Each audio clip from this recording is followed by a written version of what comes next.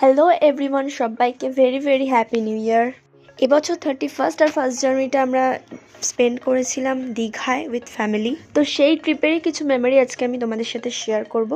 দেখতে থাকো। তো সকাল 8টায় আমাদের গাড়ি রওনা দেয়, আর দেখতে দেখতে কোলাঘাটে পৌঁছে যায়। আমরা কোলাঘাটে কিছুক্ষণ স্টে করেছিল, এখানে একটু ব্রেকফাস্ট ট্রেন নিচ্ছিল সবাই। ধোসা খেয়ে আমার মুখের রিয়াকশনটা জাস্ট দেখো। কোলাঘাট থেকেও প্রায় 3 ঘন্টা লেগে যায় আমাদের দীঘা পৌঁছতে, কারণ আমরা প্রচুর জ্যামে আটকেছি আর একটুও ভালো লাগছিল না গাড়িতে বসে বসে, তাই গান শুনছিলাম।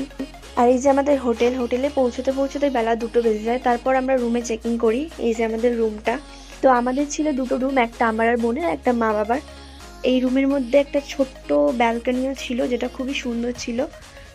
আর এটা হচ্ছে ব্যালকনির বাইরের ভিউ, জাস্ট ভিউটা দেখো, অসাধারণ। আর এরপর কিছু ভালো লাগছিল না, একটু ফ্রেশ হয়ে নিয়েছিলাম। তো আজকের ভিডিওটা এই পর্যন্তই। ভালো লাগলে একটি লাইক আর চ্যানেলটিকে সাবস্ক্রাইব করে দিও নেক্সট পার্টগুলি দেখার জন্য।